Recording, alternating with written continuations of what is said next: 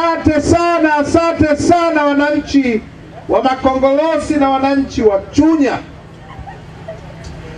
Sasa mimi sijawahi kufika Chunya, ndio mara ya kwanza na kanyaga ardhi ya Makongolosi na ardhi ya Chunya. Na kwa sababu hiyo naomba niwashukuru sana kwanza viongozi wenu kwa kusisitiza kwangu kwamba nisiondoke kwenye kanda ya Nyasa, nisiondoke mkoa wa Mbeya bila kuja kufanya mkutano hapa kwenu.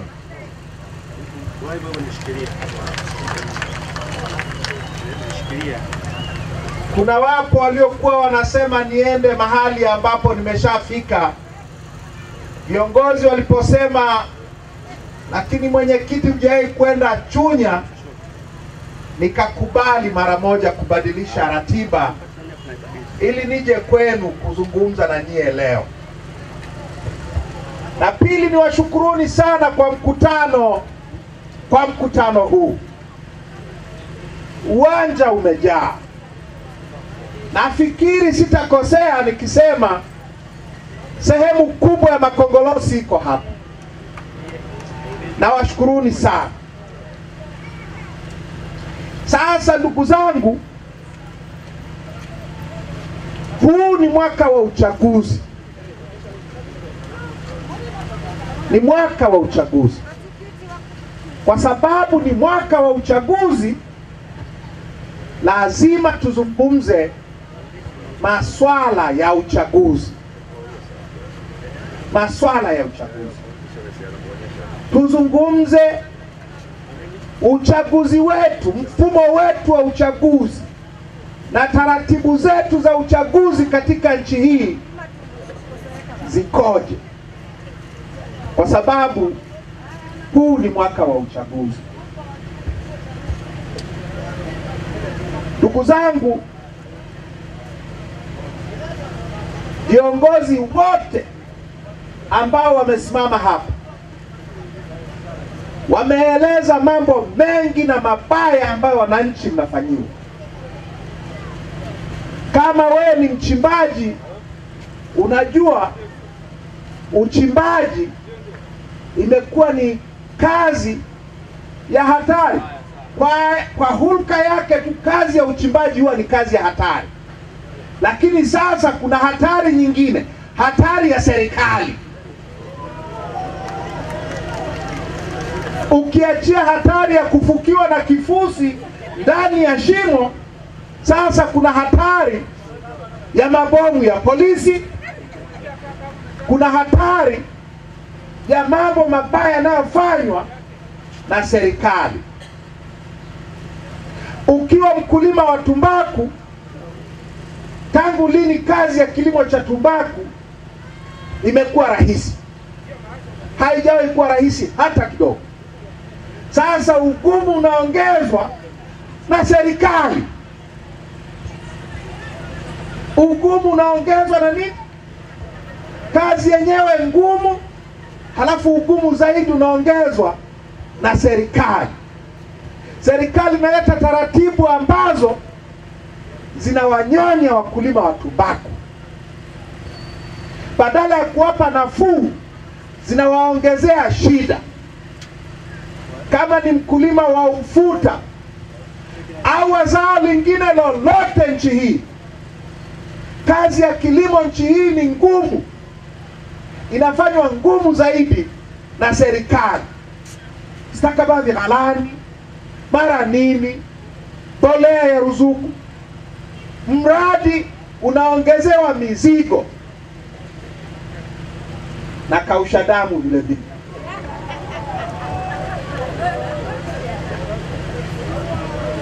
Ukiwa mfanya biashara ni rahisi kiasi gani nchi hii?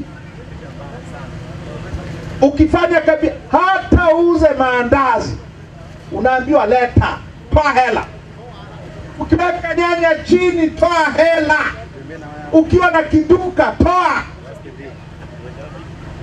Mara ya TRA, mara ya halmashauri, mara ya bwana afya, mara ya mradi, utoe nikausha damu. Sawa sawa? Si ndio maneno yamesemwa hapa? Hata wafanyakazi wenyewe, mapolisi hawa, wala hawana nafuu. Simeambiwa wanajinunulia uniform, na siku hizi wanajizika wenyewe.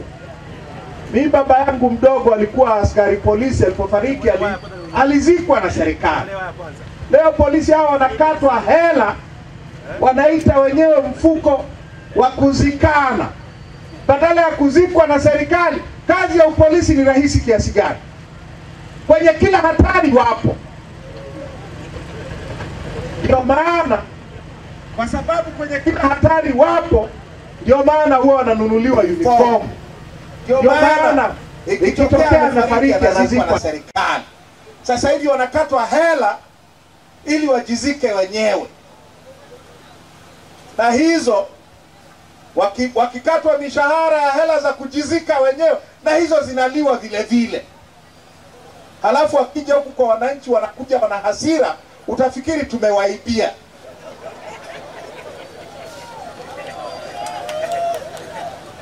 Naelewa? Na wao vile vile hawana nafuu. Na wao vile vile wameongezewa mzigo na serikali.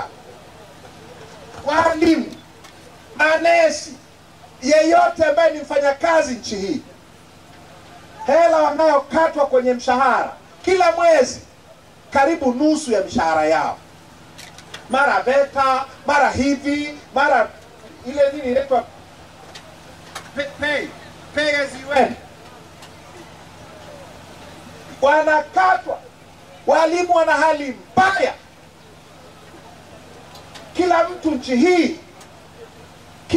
nchi hii ana matatizo makubwa. Tumeletewa mzigo mkubwa na serikali. Serikali inatunyonya, inanyonya kila mtu. Tunanyonywa na genge la watu wachache. Sasa matatizo yote haya yana uhusiano gani na uchaguzi? Si tumesema tuzungumze habari ya uchaguzi? Haya matatizo yetu yote haya yana uhusiano gani na uchaguzi? Kwa nchi yetu na kwa nchi nyingine, uchaguzi ni namna pekee ya kupata viongozi. Au nakosea? Hupati rais bila uchaguzi. Hii sio nchi ya kifalme, na hii nchi sio ya kijeshi. Tunapata rais kwa kupitia uchaguzi. Hawa mawaziri wanaotuletea mamizigo kwenye maisha yetu wametokana na uchaguzi. Ili uwe waziri lazima uwe mbunge. Ili uwe mbunge lazima uchaguliwe. Wabunge wanaopitisha sheria zinazoleta kausha damu wamechaguliwa kwenye uchaguzi.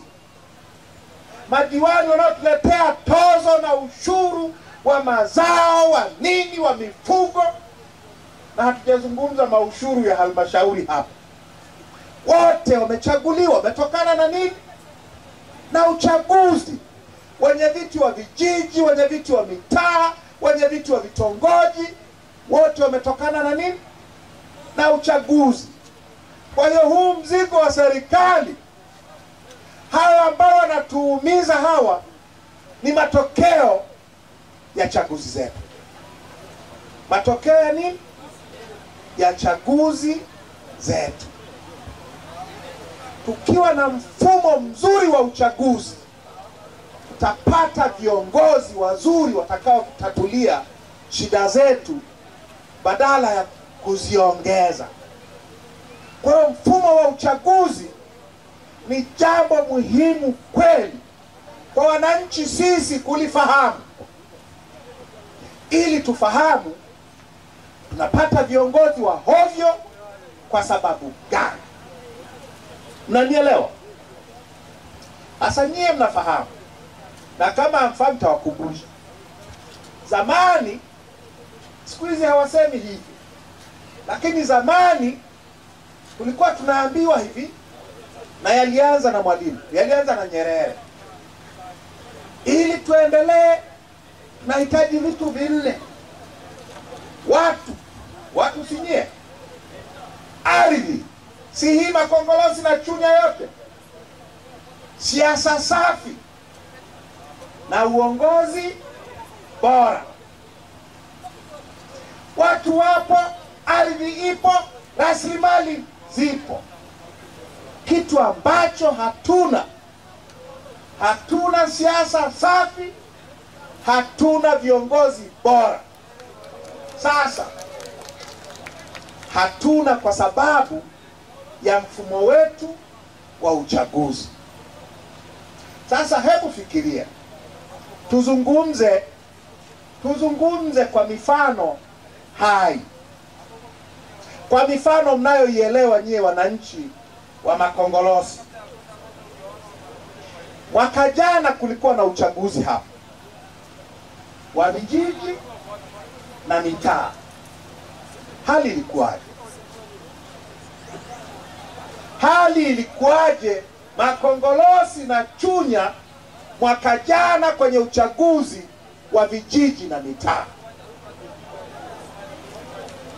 Nimeambiwa hivi kwa hapa, nimeambiwa hivi kwa hapa, kwenye uchaguzi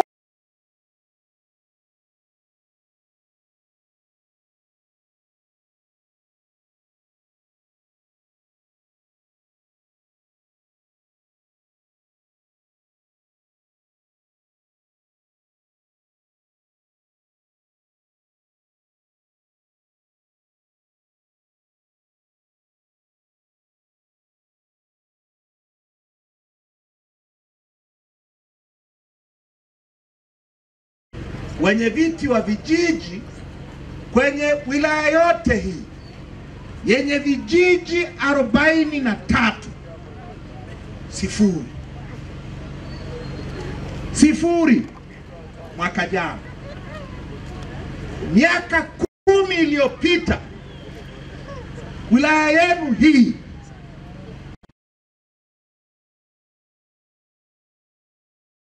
miaka 10 iliyopita 2014,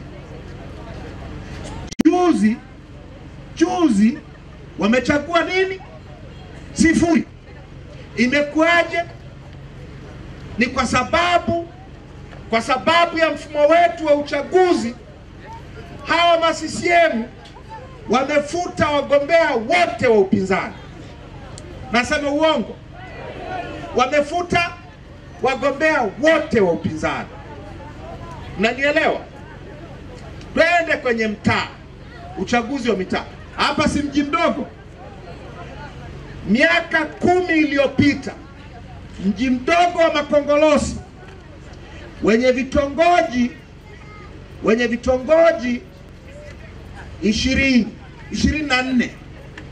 vitongoji 24, si ndivyo viongozi? Mlichagua wenye viti wa vitongoji 7 wa Chadema. Leo juzi amepatikana mmoja tu. Mmoja. Miaka 10 iliyopita walikuwa 7. Leo mnaye. Kwa sababu gani? Kwa sababu waliengua kila mgombea wa Chadema. Tunaelewana?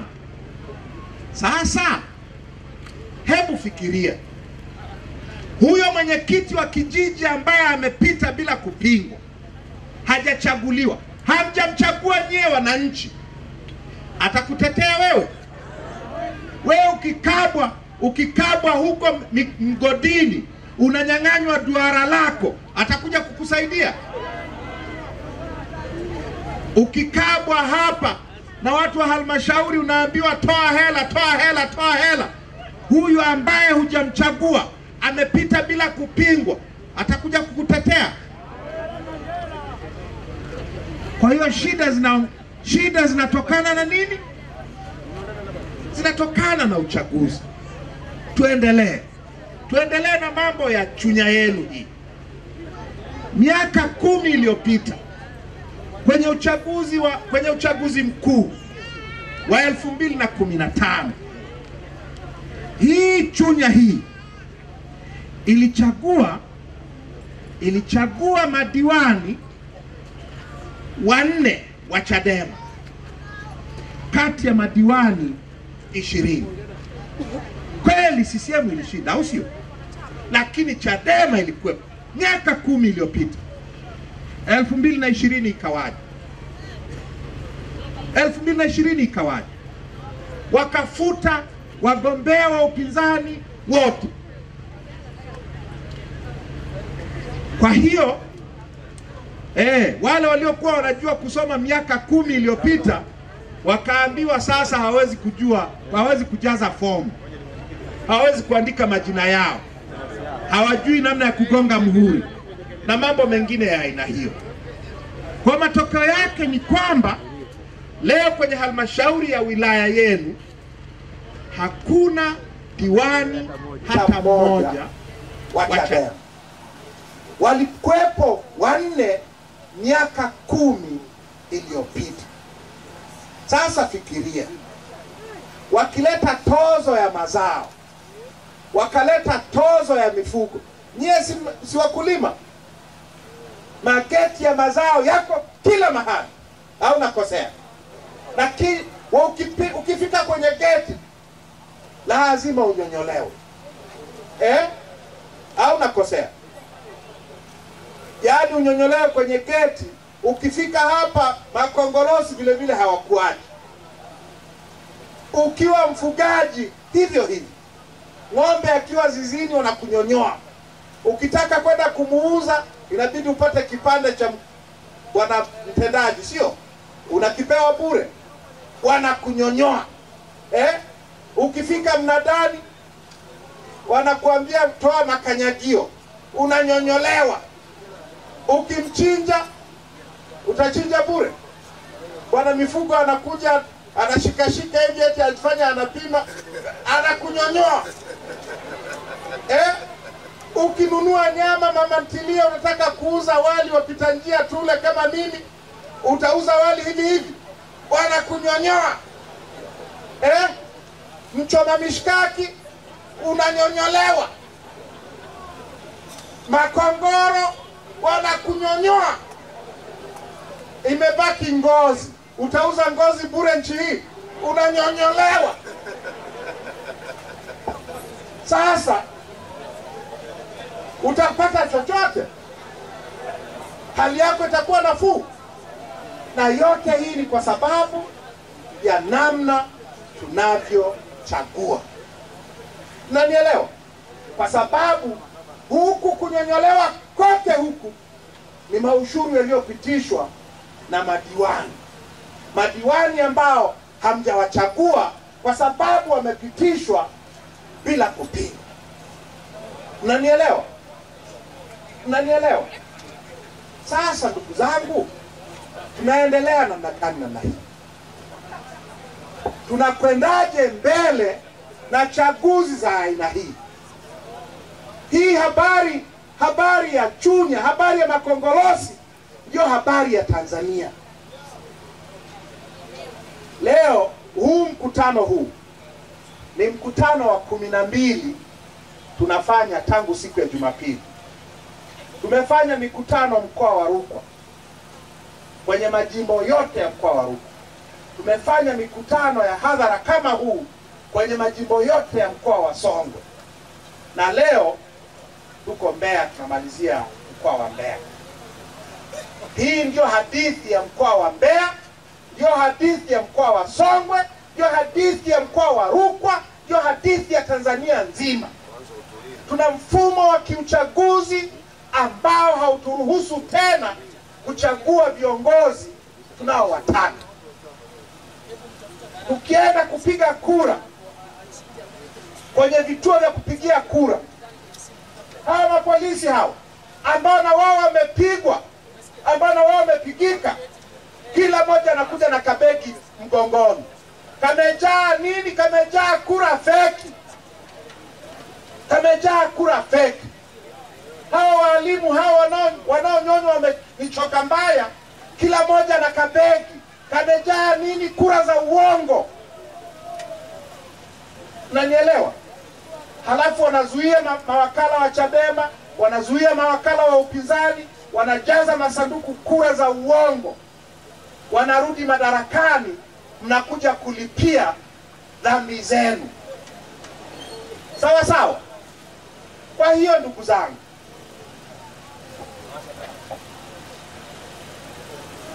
utaratibu huu ukoje?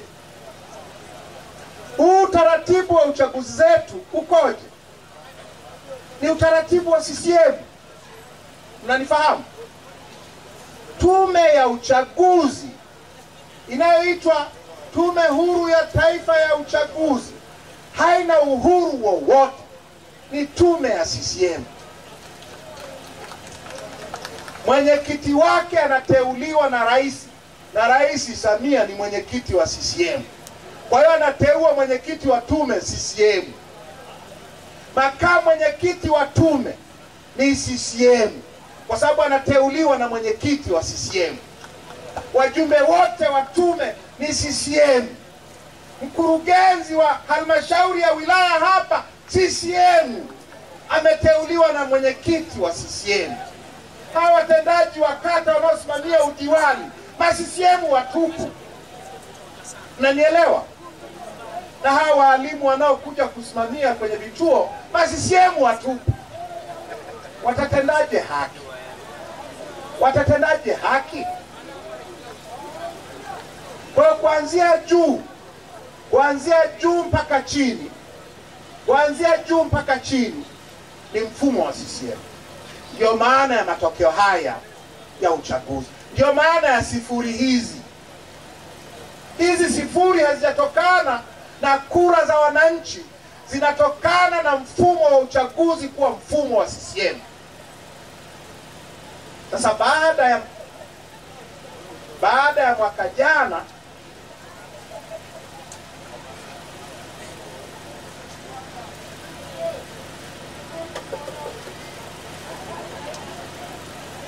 ya mwaka jana, baada ya matokeo ya mwaka jana, tukakaa kwenye chama, tukakaa kwenye kamati kuu kuzungumza hii habari. Tukasema tutaendelea namna gani? Namna hii. Tukienda namna hii tunatoboa. Tukiendelea namna hii tutafika popote. Sasa kama ingekuwa wanaiba peke yake, pengine ingetuuma sana. Lakini kibaya zaidi, ndugu zangu, kibaya zaidi ni kwamba chaguzi za Tanzania sasa hivi lazima ziendane na mauaji ya wananchi. Hakuna uchaguzi unaopita bila watoto wetu kutolewa kafara ili CCM washinde. Tumetoka Tunduma. Tulikuwa Tunduma juzi. Mwaka jana kwenye uchaguzi wa vijiji na mitaa Tunduma, wameua mtu pale. Manyoni kwetu waliua mgombea wenyekiti wa kitongoji. Kapigwa risasi 4 na polisi mbele ya mke wake na watoto wake nyumbani kwake, ili kesho yake asichaguliwe mwenyekiti wa kitongoji. Kama unaua mwenyekiti wa kitongoji, ikifika kwenye urais itakuwaje? Inakuwaje? 2020 waliua.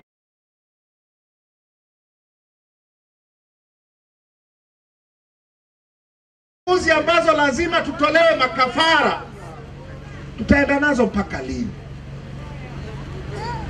Ndio maana baada ya mwaka jana tumekaa kwenye kamati kuu tukajadili hii habari, tukasema sasa badala ya kusema turudi kwenye uchaguzi mwaka ujao, cha kwanza cha kufanya ni kubadilisha utaratibu wa uchaguzi, kuondoa utaratibu huu wa CCM. Kwa hiyo tunaposema no reform no election, tuna maana hiyo. Tuna maana kwamba tubadili utaratibu wa uchaguzi ndio twende kwenye uchaguzi. Tusiende kwenye uchaguzi, usifanyike uchaguzi bila kuwa na mabadiliko yatakayotuwezesha sisi wananchi wa Makongolosi kuchagua watu tunaowataka, kuchagua chama tunachokitaka. Tumechoka wizi wa kura. Tumechoka kuenguliwa wagombea wetu. Tumechoka kuzika watoto wetu kwa sababu ya kafara za utawala wa CCM. Na tumechoka adha kubwa tunayofanyiwa sisi wananchi kwa sababu ya kutawaliwa na hawa ambao hatujawachagua. Hivi hebu fikirieni. Nyie mlimchagua Samia?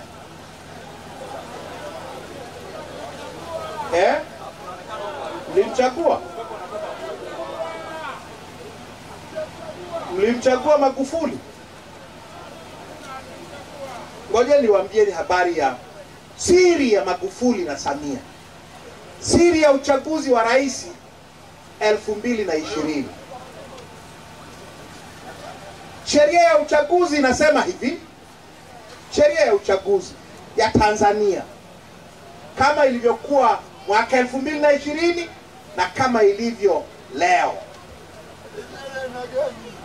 baada ya matokeo ya uchaguzi kutangazwa, baada ya tume kutangaza matokeo ya uchaguzi, inatakiwa kuchapisha matokeo hayo jimbo kwa jimbo nchi nzima.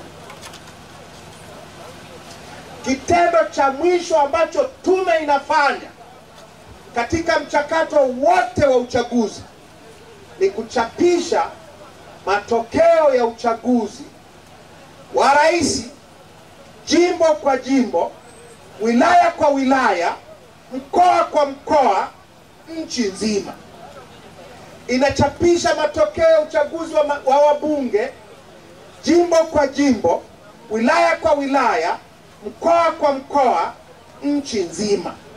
Inachapisha matokeo ya uchaguzi wa madiwani kata kwa kata,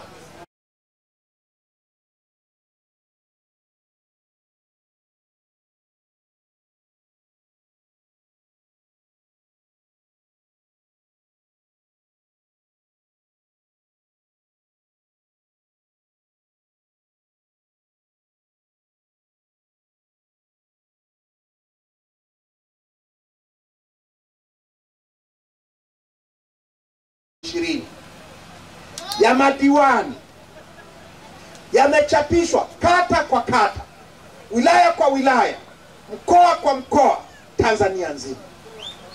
Yapo. Unaweza ukaangalia kama unabandwa hata we mwenyewe. Nenda kwenye website ya Tume ya Taifa ya Uchaguzi. Unanifahamu? Kwenye website hiyo tume imechapisha matokeo ya wabunge. Ukitaka kujua mbunge wa Lupa alipata kura ngapi, yako pale. Diwani wako alipata ngapi, matokeo yako pale. Jimbo kwa jimbo, wilaya kwa wilaya, mkoa kwa mkoa, nchi nzima. Tafuta matokeo ya rais. Tafuta matokeo ya rais ya hili jimbo la Lupa au la Songwe au la Mbeya mjini au Singida Mashariki, mahali popote Tanzania. Tafuta matokeo ya uchaguzi wa rais uone kama utayapata. hayapo. Unafikiri ni kwa nini? Wanaogopa nini? Si wanasema walishinda? Kwa nini hawajayachapisha? Hayachapishiki kwa sababu ni uongo mtupu. Wametangazwa tu, na wametangazwa na ma-CCM wenzao waliowaweka kwenye tume. Kwa hakuna ushahidi, hakuna ushahidi. Nimesema sheria inasema wachapishe jimbo kwa jimbo, wilaya kwa wilaya, mkoa kwa mkoa, nchi nzima. Hawajafanya hivi. Hakuna ushahidi kwamba walichaguliwa. Kuna ushahidi walitangazwa. Walitangazwa na kwa misaada ya mabomu na mabunduki na mavifaru na nini, wako madarakani. Magufuli ilikuwa hivyo, Samia ni hivyo. Unanifahamu? Sasa fikiria kitu kingine. Si tunazungumza uchaguzi. Hivi Samia ni rais wa wapi? Tuulizane tu. Tuulizane tu. Kawekwa ndani.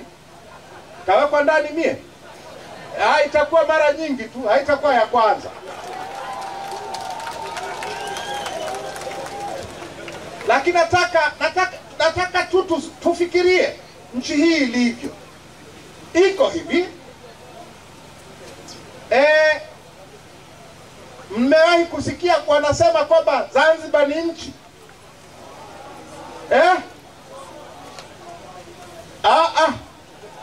Zanzibar haina rais.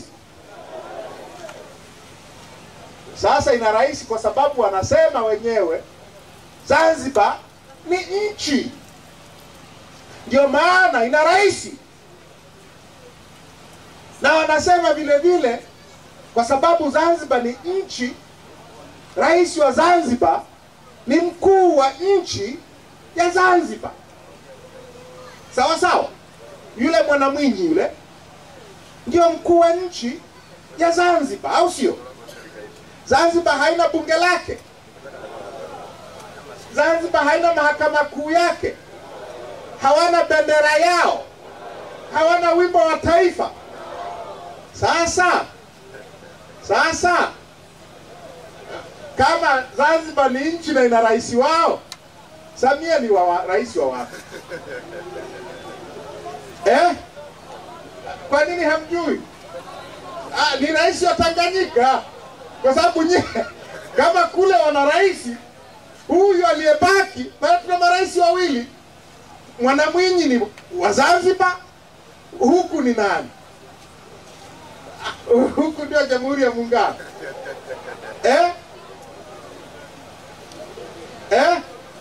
Fikiria tu. Haya mambo yako sawa sawa? Sasa yote ni matokeo ya mfumo wa nini? Wa uchaguzi, ya mfumo wa katiba. Ndio maana tunasema lazima tufanye mabadiliko ya mfumo wa katiba. Afande vipi? Tunamaliza sasa hivi bwana. Ngoja tupige kidogo. Tunaelewana? Lazima tufanye mabadiliko ya mfumo wa uchaguzi ili tuondoe haya mawaa ambayo hayaelezeki haya. Mnanipata? Tusipofanya hivyo, nchi hii haitakaa sawa. Mnanipata? Matatizo ya wananchi hayatapungua. Shida zenu hazitapungua. Sasa hivi mnalalamika hapa wachimbaji. Nchi hii kwenye dhahabu, tumegawa dhahabu karibu yote kwa wageni. Wamegawiwa na nani? Si kuna mgodi mahali hapa unaitwa Shanta? Hiyo Shanta ni ya kwenu. Na mwingine huko Mang'onyi kwetu Singida Mashariki. Hiyo Shanta ni ya kwenu. Ukienda mahali karibu nchi nzima hii, maeneo yote ya dhahabu, migodi yote inamilikiwa na wageni. Si mnasikia tuna gesi asilia? huko baharini huko. Sisi tuna reserve ya gesi ya 4 kwa ukubwa wa Afrika. Tumegawiwa yote kwa wageni, yote, na bandari zote zimeuzwa kwa wageni. Na sasa wanauza mapori haya ya akiba haya kwa wageni, wameuza viwanja vya ndege kwa wageni. Sasa sisi tuna nini? Nyie mna nini? Na TANAPA. Kwa hiyo ndugu zangu, yote hayo kumbuka, yote matatizo yote haya ni matokeo ya mfumo wetu wa uchaguzi, matokeo ya namna tunavyopata viongozi. Tusipobadilisha huo utaratibu, hakuna kitakachobadilika. Hakuna. Tumejaribu na kujaribu na kujaribu. Sisi hatuogopi uchaguzi. Hatujawahi kuogopa uchaguzi. Mimi nilikuwa mbunge. Mimi nimegombea uchaguzi na miaka 27, mwaka 95. Leo na miaka 57. Utaniambia mimi naogopa uchaguzi? Nimekaa bungeni mie. Amekaa bungeni Sugu na Haonga na wengine wengi. Utasema tunaogopa uchaguzi? Lakini hatukubali tena kwenda kwenye chaguzi ambazo hata kabla hazijatangazwa matokeo yake yanajulikana. Kwa hiyo watu kwenda kupiga kura hakuna maana yoyote. Hakuna maana yoyote. Kwa ndio maana ndugu zangu wa Makongolosi, ndio maana tunasema bila mabadiliko hakuna uchaguzi. Na tunaweza kuzuia uchaguzi kama sisi wote tutasema hatutaki tena mchezo, tunataka mfumo wa uchaguzi ubadilishwe. Hawa polisi hawatakuwekea bunduki kichwani na kukuambia kapige kura au kajiandikishe au fanya nini. Unaelewa? Na katiba haitajibadilisha yenyewe, itabadilishwa kwa nguvu zetu. Unanipata? Kwa nani kati yenu anakubaliana na msimamo wa Chadema kwamba hakuna mabadiliko, hakuna uchaguzi? Naomba mikono yenu.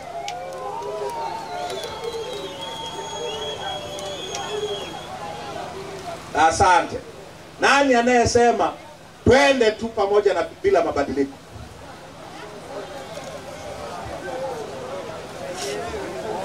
Kwa hiyo ndugu zangu, naomba nimalizie.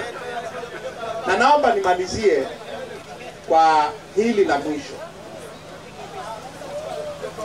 Hii kazi yote hii ambayo inahitajika kufanyika, mwenyekiti wa kanda amesema tutatembea nchi nzima hii. Tumeanza na kanda yenu ya Nyasa. Leo tunamaliza mkoa wa Mbeya. Kesho tunaenda kumalizia Iringa, kwa sababu tuligawana kanda. Makamu mwenyekiti alikuwa Njombe, yuko Iringa, mimi nikawa Rukwa na Songwe. Mbeya tuligawana. Kesho tunamaliza kanda ya Nyasa, Iringa. Tukitoka hapa tunaenda kanda ya kusini. Tukitoka kanda ya kusini tutaenda kanda ya kati, tutaenda kanda ya magharibi, tutaenda kanda ya Victoria, tutaenda Serengeti, tutaenda kaskazini, tutaenda Unguja na Pemba, tutarudi kuja kumalizia Dar es Salaam. Ni kazi kubwa sana. Mnafikiri tunalipwa mahela kiasi gani ili kuifanya? Nyie mnafikiri tunaifanyaje? Mnafikiri tunaifanyaje? Inafanyika kwa sababu watu wanatusaidia kuifanya. Watu wanachangia ili hii kazi ifanyike. Kwa hiyo la kumalizia ni hilo. Tunahitaji wananchi wa Chunya nyie mchangie. Mweke baraka zenu. Mweke mkono wenu kwenye hii kazi inayohitajika kufanyika, au sio? Kila mmoja aweke katone kake, au sio? Tone, au sio? Tone moja litaleta chakula. yakiwa matone mengi yanatengeneza wingu la mvua, au nakosea? Linaangusha mvua, inaleta neema, au nakosea? Sasa 100 yako, 500 yako, 1000 yako, 5000, kiasi ulichonacho, ukichangia na mwenzako akachangia, nyie na Kongolosi mkichangia, hebu angalieni mlivyo wengi. Hata mkitoa 500 tu hapa, kesho na kesho kutwa hatutaenda kufanya mkutano Songwe, kwa sababu vifaa hivi vya matangazo vinahitaji kulipiwa, au sio? Magari haya yanahitaji mafuta, yanahitaji kulipiwa, au sio? Na watu wanahitaji maji ya kunywa ili tusimame tuzungumze haya, au sio? Wanawaombeni ndugu zangu, kila mmoja wetu achangie kwenye hizi harakati. Msipochangia haitawezekana.